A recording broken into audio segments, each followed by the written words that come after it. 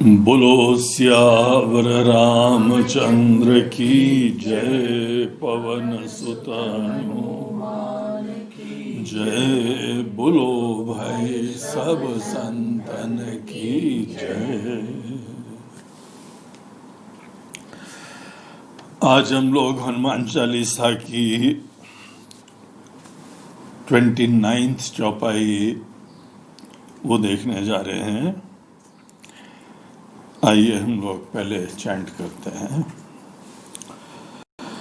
चारों जुग परताप तुम्हारा है, प्रसिद्ध जगत उजियारा।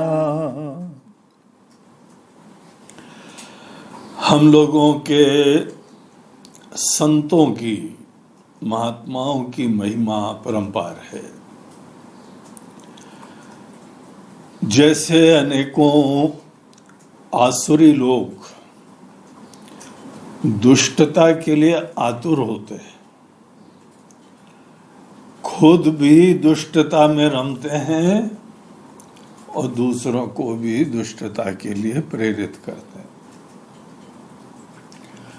वैसे ही महात्मा लोग, संत लोग, और यहाँ पे तो हमारे संत शिरोमणि गोस्वामी तुलसीदास जी महाराज कथा कर रहे हैं, वही हम लोगों को हनुमान चालीसा दे रहे हैं। उन्होंने मन में ठान रखी है कि हनुमान जी की महिमा सबको अच्छी तरह बतानी है, सबके हृदय में स्पर्श कर देना है। आजकल की भाषा में सबके भेजे में डाल देना है। भेजे में भेजा जाता है, इसीलिए उसको भेजा कहते हैं। तो सबके भेजे में उन्होंने ठान रखी है कि हनुमान जी की महिमा वो हम स्थापित करें।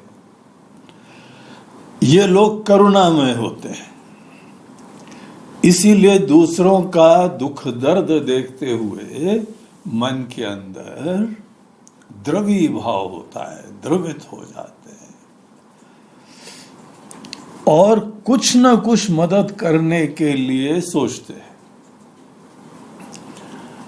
अब वो जब देखते हैं तो उनको पता लगता है कि बुद्धि में ही लफड़ा है,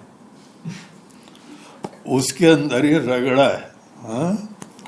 तो हमको किसी तरीके से बुद्धि में ही प्रभाव डालना है, जो भी हमको भेजना है वो वही भेजना है। तो उन्होंने देखो यहाँ पे क्या करा, उन्होंने पहले तो हनुमान जी की ऐसी महिमा बताई कि वो तो देखो ज्ञान गुण सागर है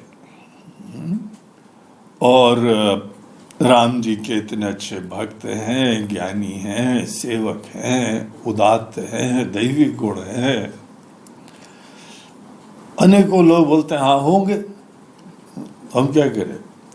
बोलते हैं क्या करो, मतलब भैया तुम्हारे संकट खत्म कर देंगे। बोलते हैं अच्छा, हमारे संकट भी दूर कर देंगे। बोलते हैं यही नहीं है, तुम्हारे संकट दूर कर देंगे, तुम्हारे सब रोग पीड़ाएं वो भी दूर कर देंगे। देखो इस तरीके से हम लोगों के हृदय में उनकी महिमा स्थापित करने के लिए कितने तरीके का आश्रय लिया जा रहा है। वो ये सब सच्चाई हम लोगों को क्यों बता रहे हैं? केवल इसीलिए बता रहे हैं क्योंकि हमारा मन भी हनुमान जी जैसे से प्रेरित हो, उनकी भक्ति हो। हर व्यक्ति किसी न किसी का भक्त है। नास्तिक व्यक्ति के अंदर भी किसी के प्रति श्रद्धा है। और पता किसके प्रति आपके अंदर श्रद्धा है? आप ऊपर से भले मंदिर भी जाते हो, लेकिन आवश्यक नहीं आपके अंदर भगवान के प्रति श्रद्धा है। हमारी श्रद्धा किसके प्रति है वो दिखाई पड़ता है कि हम जीवन में कैसे बनना चाहते हैं। इसीलिए अपने अंदर झांक के देखो कि तुम्हारे जीवन का सर्वोत्कृष्ट सपना क्या है, किस रंग में हम रंगना चाहते हैं, क्या चीज जीवन में हो जाए जिसके वजह से अपने आप को कृतार्थ समझे, उसके प्रति हमारी श्रद्धा है। श्रद्धा वो होती है जो हमारे श्रद्धेय के रंग में हमको रंग देती है। तो इसीलिए है तो सबके अंदर, लेकिन बड़े विरले होते हैं जिनको ठीक शिक्षा और संस्कार मिलता है। हम लोग सब जो है वो दुनिया से बहुत ज्यादा प्रभावित होते हैं, हम अंधे भक्त हैं दुनिया के। दुनिया में जो चल रहा है बस उसी में हम रंग जाए, वो हमको भी प्राप्त हो जाए, ऐसी बालवत बुद्धि होती है, अंधी बुद्धि होती है। कभी हम विचार ही नहीं करते हैं कि हमारे श्रद्धेय कैसे होने चाहिए। यही ये सत्संगों का प्रभाव होता है। अच्छे लोगों का साथ हमारे हृदय में हनुमान जी जैसों की महिमा स्थापित करता है। देखो क्या ज्ञान है, क्या प्रेम है, क्या सेवा है। ऐसी सेवा है कि भगवान उनका गुणगान गा रहे हैं। ऐसी सेवा है कि भगवान तक, जगदीश्वर दुनिया के मालिक, वो कह रहे हैं कि गले से लगा के कृतकृत्यता दिखाते हैं अपनी। तो हनुमान जी की महिमा होनी चाहिए। क्या इतने हनुमान चालीसा सुनने के बाद हनुमान जी जैसे ही बनने की प्रेरणा हुई है कि नहीं हुई है? वैसी सेवा, वैसा ज्ञान, वैसा शरीर, वैसा बल, वैसी सेवा, ऐसी निष्कामता, ऐसी मस्ती, ऐसी निडरता अगर हुई है तो इनका ट्रीटमेंट अभी तक पूरा हो रहा है। इसी ट्रीटमेंट में जो लोग बाहर से प्रभावित होते हैं उनके लिए यहां एक और बात कह रहे हैं। बोलते हैं देखो, कुछ लोग होते हैं ना, जैसे फिल्म एक्टर हो या स्पोर्ट्समैन हो या नेता हो, उन लोगों का सीजन आता है, थोड़े समय तक बिल्कुल टॉप पे रहते हैं और उसके बाद चले जाते हैं। लेकिन वो महिमा ही स्थायी होती है जो कि टिकी रहे। वो ही महिमा आदरणीय होती है जो टिकी रहे। 2 दिन की चांदनी फिर अंधेरी रात, 2 दिन खूब जो है चमक जाओ और उसके उपरांत फिर यहां से लुप्त हो जाओ, कोई पूछने वाला तो नहीं है। इतने लोग यहां पे जीवन जी के गए हैं, कौन पूछने वाला है? एक कब्रिस्तान में लिखा हुआ था उनकी स्वजनों के द्वारा, वो जाने के बाद बोलते हैं यहां वो लेटे हुए हैं जो ये सोच रहे थे उनके बगैर जीवन नहीं चलेगा, दुनिया नहीं चलेगी। सब चल रहा है और कोई पूछने वाला तक नहीं है। क्या हमारे आपके जीवन में भी इस समय 2-4 लोग हमारे ऊपर आश्रित हैं, 2-4 लोगों की सेवा करते हैं, उनके ऊपर हम भी आ सकते हैं, हम भी आश्रित हैं, वो हमारे ऊपर आश्रित हैं, थोड़ा बहुत अपना काम बना लिया, थोड़ी बहुत हमने विशिष्टता दिखा ली, उसके अलावा कौन जानता है? और अगर हम किसी मतलब से ही अपना काम बनाते आए हैं तो मतलब निकलने के बाद गाने भी ऐसे ही आते हैं ना, मतलब निकल गया तो पहचानते नहीं। कौन दुनिया में जानेगा। लेकिन उन लोगों के बारे में सोचो जो हर सीजन के जो है वह सबसे टॉप मोस्ट रहने वालों में से है। ऐसे कुछ कुछ व्यक्तित्व के धनी होते हैं जो समय बदल जाए, परिस्थिति बदल जाए, लेकिन उनकी महिमा नहीं खत्म होती। उस एंगल से हनुमान जी की महिमा इस चौपाई में हमको प्रस्तुत करी जा रही है। चारों जुग परताप तुम्हारा, चारों युग में, एक बार एक कल्प में 4 युग होते हैं, और एक युग कितने जो है वो हजारों साल लंबा होता है। भगवान कृष्ण जब अंतिम युग में आए थे, पिछले युग में, उसके बाद से अभी 5,500 साल हुए। इतने लंबे लंबे युग होते हैं, हजारों साल लंबे। और इसके उपरांत एक बार जो है युग खत्म हो जाता है तो प्रलय होती है, फिर दूसरा कल्प चालू होता है, फिर यही सतयुग और त्रेता, द्वापर और कलयुग, फिर वो साइकिल होती है। तो टाइम का देखो फ्लो चल रहा है, और कितनी सारी चीजें आती हैं। कुछ समय बड़ी महिमा रहती है, उसके बाद ओल्ड फैशन, ये तो पुराने लोग हैं, हम तो बड़े नए लोग हैं।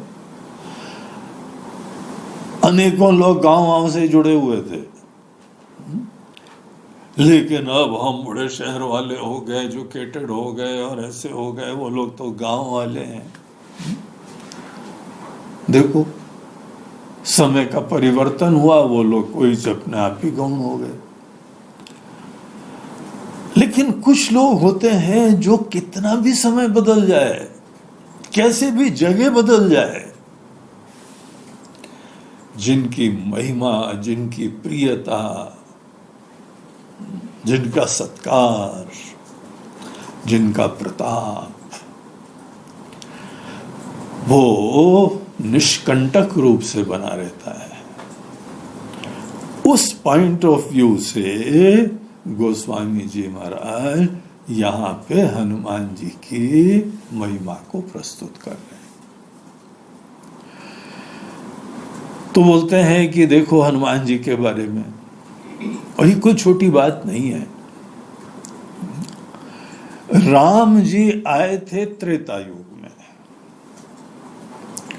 उस समय भगवान शंकर खुद ही जो है वो सेवा अवतार की तरीके से हनुमान जी की तरीके से प्रस्तुत हुए। हमारे भगवान जा रहे हैं शरीरधारी होके, यहाँ पे कोई ना कोई लीला करेंगे। तो अनेकों देवता लोग और भिन्न भिन्न सब दैवी शक्तियां, उन्होंने भी शरीर धारण कर लिया। उस समय हनुमान जी की पहले व्यक्त हनुमान जी की कथा आती है। तो भगवान राम जो है वो तो त्रेता युग में थे। उसके बाद द्वापर युग में भी हनुमान जी के बारे में कथाएं आती हैं। और एक प्रसिद्ध कथा महाभारत की आती है, जब भीम एक बार वन में जा रहे थे और बहुत बलवान थे, बहुत शक्तिशाली थे, और उनको अपने बल का बड़ा अभिमान भी था। तो वहां पे रास्ते में एक कोई वानर सो रहा था, पतली पगडंडी थी, वो लेटा हुआ है। तो उन्होंने सोचा ये लेटा हुआ है कि बीमार है कि वृद्ध है कि मर गया है, कौन है। तो पास में जाके देखा तो वो स्वस्थ सा चेहरा दिख रहा था, लेकिन वो विश्राम कर रहा था, सांसें चल रही थी। तो उन्होंने जो है उसको जगाया, बोला गो वानर, उसको हटाने के लिए उन्होंने प्रेरणा दी, तो वो तो बड़े राजा साहब की तरह लेटे हुए थे। तो उन्होंने बोला, भाई हम लेटे हैं, आराम कर रहे हैं, तुमको पूंछ अगर बाधा आ रही है तो हटा दो ना भैया पूंछ। तो बोला ठीक है, अच्छा सज्जन दिख रहा है, मदद कर देते हैं, पूंछ ही तो हटानी है। तो वो पूंछ जो है हटाने के चक्कर में भीम ने कोशिश करी और पता लगा कि वो भीम जैसे बलवान से वो पूंछ ही नहीं हिले। तो उन्होंने खूब प्राणायाम करा, सांस लेके फिर उसको उठाया, फिर नहीं हिली। तो उनका अपना बलवान होने का अभिमान चूर कर दिया उन्होंने। फिर उन्होंने हाथ जोड़ के प्रणाम करा, पूछा आप हो कौन भाई देवता? तब उन्होंने अपनी परिचय दिया। तो ये वहां पर उस युग में भी और बाद में अर्जुन के रथ के ऊपर उनकी ध्वजा के अंदर हनुमान जी विराजमान थे। पूरी उन्होंने महाभारत की लड़ाई देखी और ऊपर बैठ के वहां पे इतने जो है बलवान हनुमान जी, समय पर अगर कोई उसको उड़ाने लगे तो वो बैठे हैं तो हर स्थिरता हो जाती थी रथ में। तो उसमें भी उनके उस युग में भी कथाएं आती हैं और फिर उसके उपरांत कथा कलयुग की भी। कलयुग की कथा तो तुलसीदास जी महाराज के जीवन से जुड़ी हुई है। उनको जो है वह राम जी का दर्शन कराने वाले हनुमान जी थे।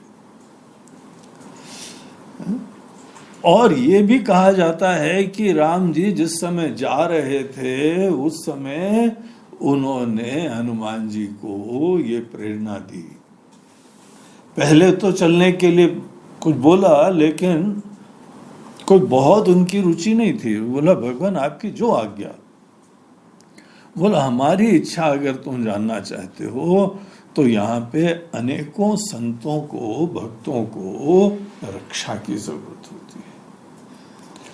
हम चाहते हैं कि तुम यहाँ पे रहो। तो भगवान की आज्ञा से उन्होंने वो शिरोधार्य करी आज्ञा और अभी भी चिरंजीवी की तरीके से हनुमान जी विराजमान हैं। अनेकों भक्त लोग तो उनके दर्शन की भी चर्चा करते हैं, बोलते हैं यहाँ पर हम तो एक देखा फोटो आई, एक वानर बड़ा वृद्ध सा कोई हाथ में रामायण लिए बैठा हुआ है, कोई ध्यान में बैठा हुआ है।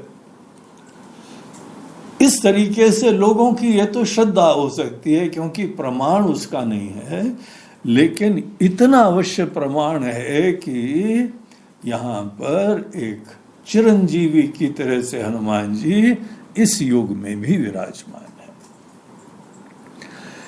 यहां तक कि जहां पर भी राम कथा होती है, परंपरा यह है कि एक खाली आसन डाला जाता है और वो आसन हनुमान जी के लिए होता है। ये लोगों की श्रद्धा है, ये परंपरा है, यही ऐसी समस्त चौपाइयों का और अन्य कथाओं का प्रभाव है कि हनुमान जी अभी भी हर कथा में आते हैं। और बाकी हनुमान जी के इस युग में अस्तित्व के बारे में और कौन सी कथा कही जाए। हम लोगों को जब जब कोई चिंता होती है, डर होता है, तो हनुमान जी का नाम लेते हैं, हनुमान चालीसा पढ़ते हैं और पता लगा कोई कृपा मिलती है। आगे की देखिए चौपाई में भी दिखाएंगे, साधु संत के तुम रखवारे। जो साधु संत लोग होते हैं पूरा निराश्रित जीवन जीते हुए कहीं पर भी भ्रमण करते हैं, उनका कौन रक्षा करता है? तो ऐसे हनुमान जी जैसी शक्तियां चिरंजीवी लोग उनके साथ सदैव विराजमान रहते हैं। तो कल युग में भी हनुमान जी, द्वापर में भी, त्रेता में भी और सतयुग में ऐसे हम लोगों को सीधे हनुमान जी की कहानी नहीं मिलती है, क्योंकि ये अवतार, ये तो राम जी के अवतार के समय से ही प्रारंभ हुआ है। तो फिर कैसे कह रहे हैं चारों युग? चारों युग में कैसे बोलते हैं? देखो, एक मोटा सा सिद्धांत है कि अभिव्यक्ति जब भी होती है दैवी, दिव्य, ज्ञानमयी, भक्तिमयी, अगर कहीं अभिव्यक्ति होती है तो अभिव्यक्ति पहले सूक्ष्म रूप में, बीज रूप में पहले से ही होती है। जिसका बीज होता है उसी की अभिव्यक्ति होती है। पूरे वेदों के अंदर ज्ञान और भक्ति की महिमा की ख्याति है, चर्चा है, प्रतिपादन है। जिस ज्ञान को हनुमान जी अपने हृदय में रख के हनुमान हुए, हनुमान जी एक दिव्य अभिव्यक्ति है। क्या है उस विशिष्टता, उस अभिव्यक्ति का? अभिव्यक्ति की विशिष्टता उनका ज्ञान है, उनकी भक्ति है। इसीलिए मात्र एक शरीर को हनुमान मत समझो। हनुमान जी तो सभी देवी देवताओं के आशीर्वाद के पुंज हैं, और वो भी जो है केवल ये नहीं, देवता लोग तो सदैव जो है स्वार्थी और अज्ञानी होते हैं, शक्तिशाली जरूर होते हैं। गोस्वामी जी तो जो है कई बार देवताओं के ऊपर बनना जाते हैं, उनको बहुत ज्यादा पसंद नहीं है, क्योंकि देवता लोग स्वार्थी होते हैं। देवता लोगों ने ही राम जी को वनवास भेजने का षड्यंत्र करा था, ये बाकी दुनिया वाले नहीं जानते। इसके पीछे डिवाइन पॉलिटिक्स है। एक पॉलिटिक्स से बहुत कम होता है भाई, इसीलिए तो बहुत सारे लोग पॉलिटिक्स में जाते हैं, बोलते हैं वहां बैठ के हम सब घुमा देते हैं। अब देखो मोदी जी पूरे देश को घुमा रहे हैं, नहीं घुमा रहे हैं? जहां पर भी कई बार 8 बजे रात को बोला कि आज प्रधानमंत्री का घोषणा है, देश को संबोधित करेंगे, मेरे प्यारे भाइयों और बहनों, अब लोगों का बीपी बढ़ जाता है। पता नहीं ये भाई प्रधानमंत्री जी इस समय क्या दिमाग में आएगा, और वो जो बोलेंगे वो करने में समर्थ हैं, इतने शक्तिशाली हैं। पूरे देश को जो है वो बंद कर दें, कभी देश को खोल दें, कभी मॉल्स खोल दें, कभी मॉल्स बंद कर दें, कभी अस्पताल खोल दें, अस्पताल बंद कर दें। और डेंटिस्ट लोग तो आजकल बड़े दुखी हैं, बोलते हैं हमारे हो तो स्ट्रिक्ट ऑर्डर है भैया, तुमको तो खोलना ही नहीं है, तुम तो वहां पे जाते हो जहां पे कोरोना बसता है, इसीलिए तुमको तो थोड़े दिन तक छुट्टी। चलो डेंटिस्ट लोग को तो आराम हो रही है, लेकिन जिसको दांत का दर्द होता है, बड़ा भयंकर होता है, उनका क्या करेंगे? अनेकों मजदूर लोग घर छोड़ छोड़ के जा रहे हैं। अब बाद में इतना कह लेते हैं कि हाँ हमें बड़ा अफसोस है। अरे अफसोस है तो भैया निर्णय तो तुम्हारा ही है, उस निर्णय के पीछे तुमने सोचा नहीं। कोरोना को तो हराना है, लेकिन ये जो बेचारे नौकरी वाले, पेशे वाले डेली खा खा के अपना काम चलाते हैं, झोपड़पट्टियों में रहते हैं, लेकिन राजनीति इतनी शक्तिशाली होती। तो अनेकों जो है इस प्रकार से जो भी अभिव्यक्तियां होती हैं वो किसी के विचार से, निर्णय से, दृष्टि से। हनुमान जी को आज हम जो जानते हैं वो एक अभिव्यक्ति है। हम और आप भी जो होते हैं वो इस समय अभिव्यक्ति हैं। और जब हम लोगों का जीवन खत्म हो जाएगा तो ये व्यक्त अव्यक्त में चला जाता है, बीज रूप में जाता है। हमारे विचार, हमारी प्रेरणा, हमारे संस्कार, हमारी प्राथमिकताएं सब बची रहती है, उसकी कंटिन्यूटी होती है। फिर दूसरे शरीर में, फिर दूसरे जीवन में, जैसे हम लोग इस समय हैं, अगले जीवन में, नेक्स्ट लाइफ में भी वही स्टार्टिंग पॉइंट रहेगा हमारा, कंटिन्यूटी रहती है। यही तो हम लोग के वैदिक धर्म की व्यवस्था में पूर्व जन्म की चर्चा आती है और पुनर्जन्म की चर्चा आती है। पूर्व जन्म और पुनर्जन्म दिखाता है कि मात्र इस समय की स्थूल अभिव्यक्ति को सब कुछ मत समझना।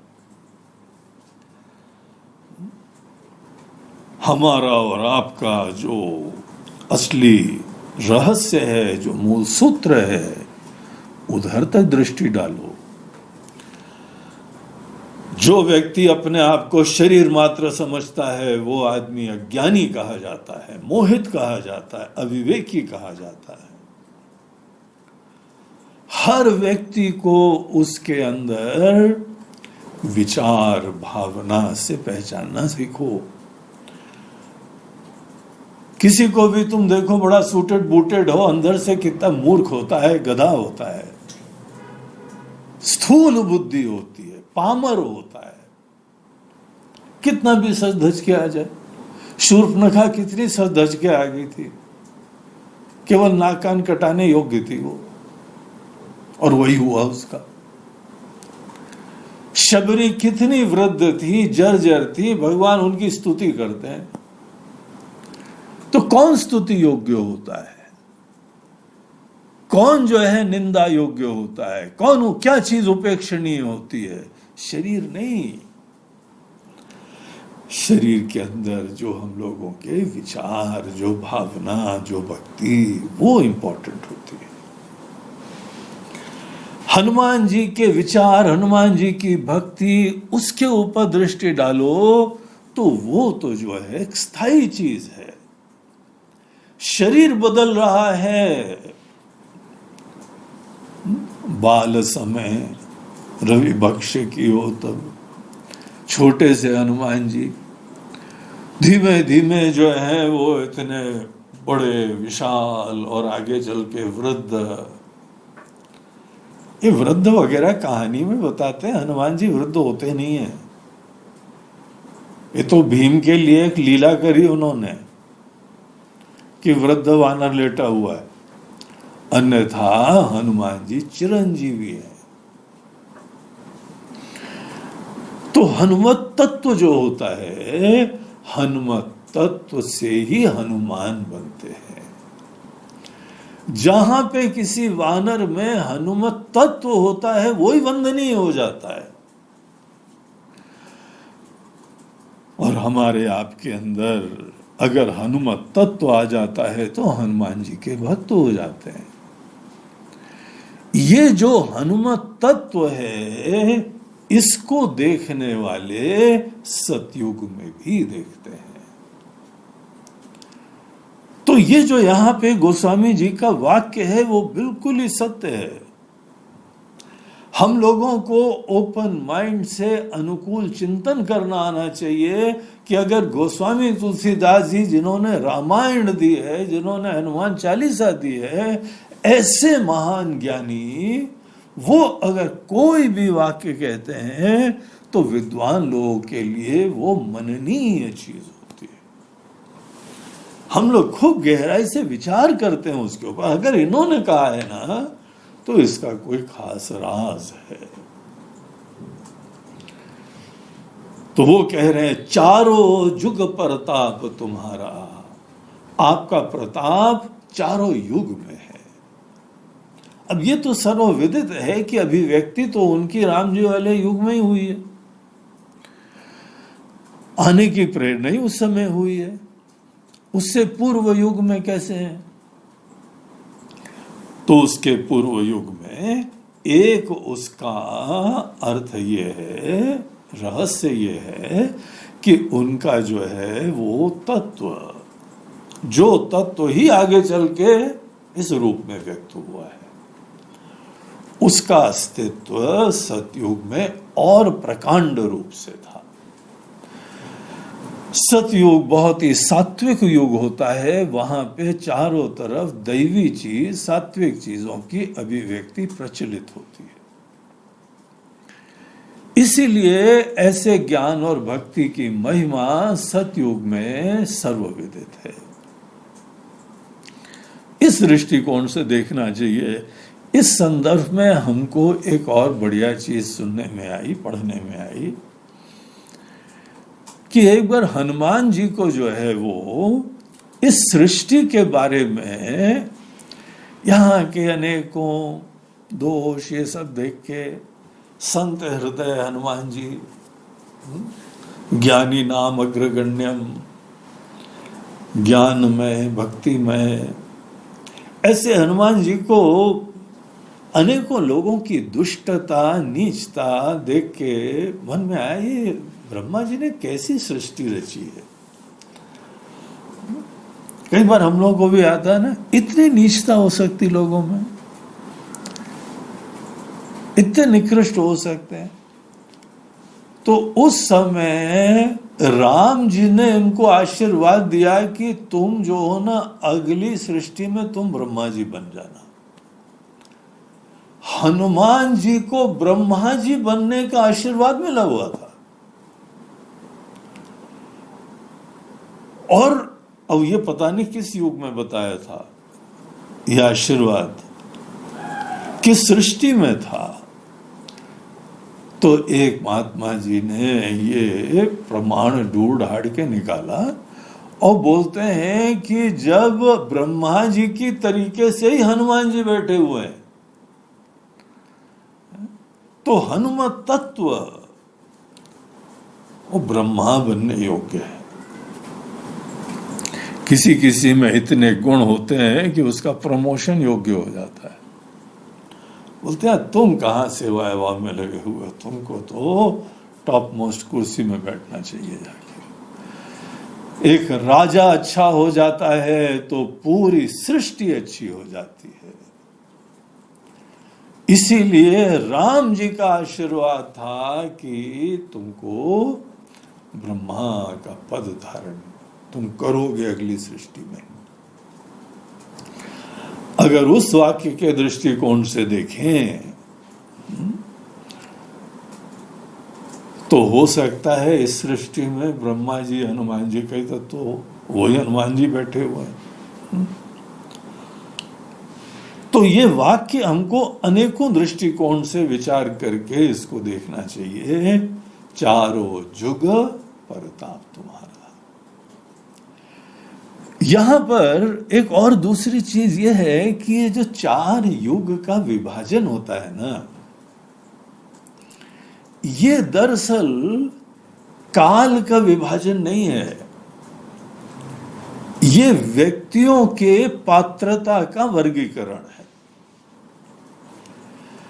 हमको काल को एक ही प्रवाह दिखाई पड़ता है, काल के अंदर कोई बाहर अनुकूलता प्रतिकूलता कोई विचित्र बात नहीं होती है। जैसे एक बार हम किसी को बोल रहे थे कि वेदांत के ज्ञान में तुमको वेदांत का ज्ञान प्राप्त करना चाहिए, तो बोलते हैं महाराज जी बड़ा मुश्किल है, बड़ा सूक्ष्म है वेदांत ज्ञान, हमको तो आप कलयुग वाला ज्ञान दीजिए। हम बोला क्या मतलब? बोलते हैं नाम जप वाला। कलयुग केवल नाम आधारा, नाम का ही आधार है। नाम के जप से कलयुग में वो फल मिल जाता है जो अन्य युग में कहीं पे जो है वो यज्ञ आदि अनुष्ठान या कहीं उपासना या कहीं ब्रह्म ज्ञान, एक फल मिलता है ना इन चीजों से।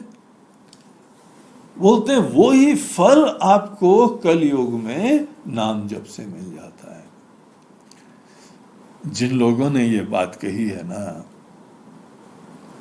वो लोग देखो बड़े संत हृदय के लोग हैं, बड़े करुणामय लोग हैं।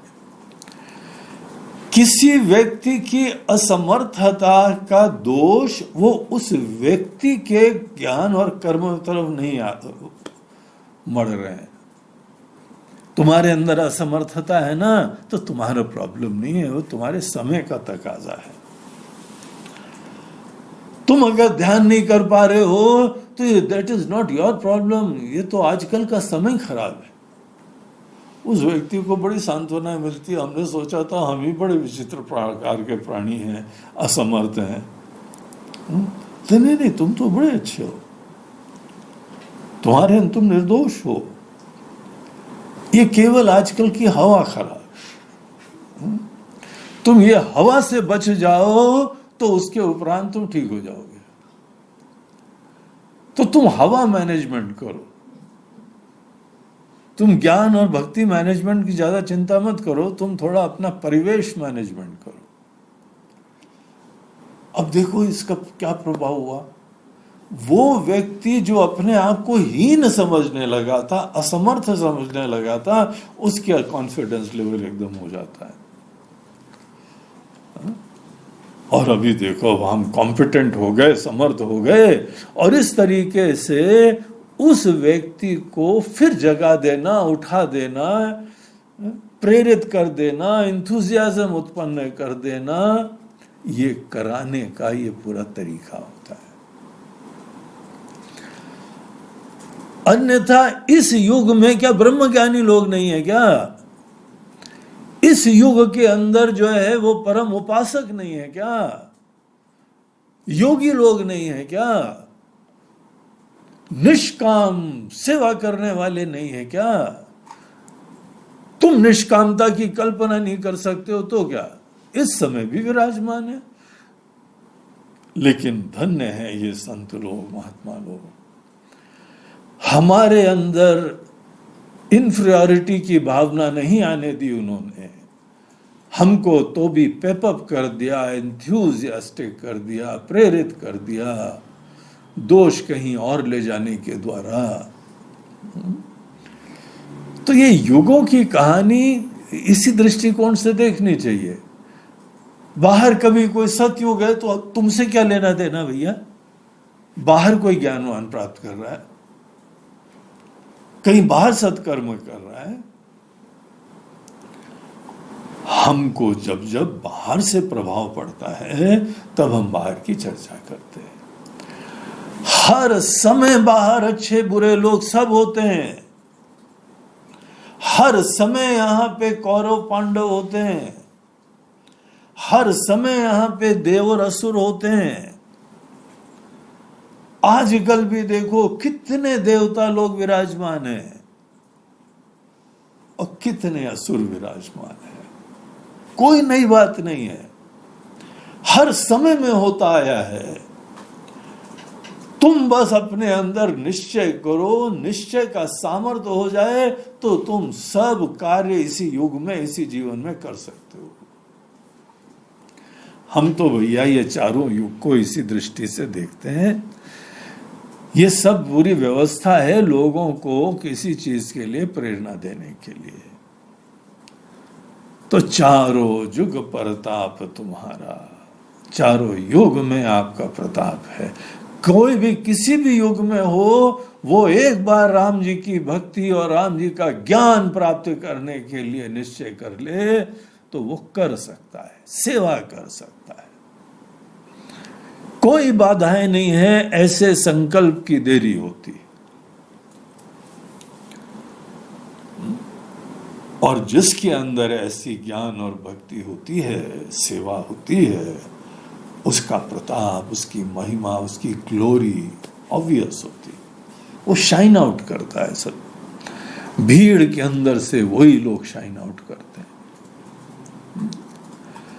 है पर सिद्ध जगत उजियारा, और इनके प्रताप से ही चारों तरफ धर्म की स्थापना होती है, प्रसिद्धि होती है। धर्मनिष्ठ व्यक्ति ही धर्म की महिमा स्थापित करता है। ज्ञानवान ही ज्ञान की महिमा स्थापित करता है। भक्ति से युक्त, उत्साह से युक्त कोई सेवक एक ऐसा जीता जाता एग्जाम्पल होता है, वो ही जो है स्थापित करता है सेवा की महिमा। एक ऐसा व्यक्ति आ जाए तो हम लोगों को लगता है यस इट इज पॉसिबल, यहां पर भी अच्छाई पॉसिबल है। हनुमान जी उस अच्छाई के, उस ज्ञान के, उस सात्विक निष्काम निस्वार्थ जीवन के प्रतीक हैं। उसकी महिमा हर समय होती है, हर जगह होती। किसी देश में चले जाओ, इतिहास के कोई भी अध्यायों में देख लो, हर समय एक कोई इतना महान आता है, उसकी चर्चा आज तक होती रहती है। ये जो व्यक्तियों की अच्छाई है, ये दरअसल धर्म की अच्छाई है, सेवा भाव की अच्छाई है, निस्वार्थता की अच्छाई है। उसी को हनुमत तत्व जानो, उसी से प्रेरित हो, उसी से जगत प्रकाशित हो जाता है, उजियारा हो जाता है।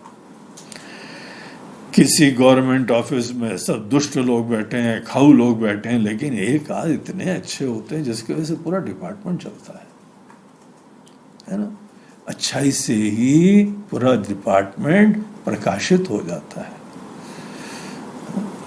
है प्रसिद्ध जगत उजियारा।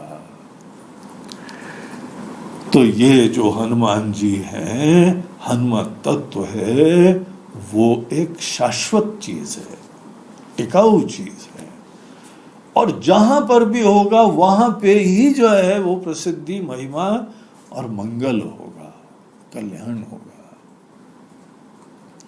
उस चीज को समझो, उस चीज को देखो, उसका ज्ञान प्राप्त हो, उसी के प्रति हमारी निष्ठा हो, तभी जाके हमने हनुमान जी के इस पूरे लीला और प्रसंग से वास्तविक शिक्षा ली और अपने जगत का, अपने जीवन का भी कल्याण करते हैं।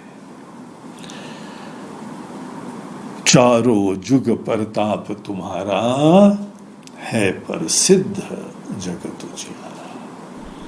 बोलो सियावर रामचंद्र की जय।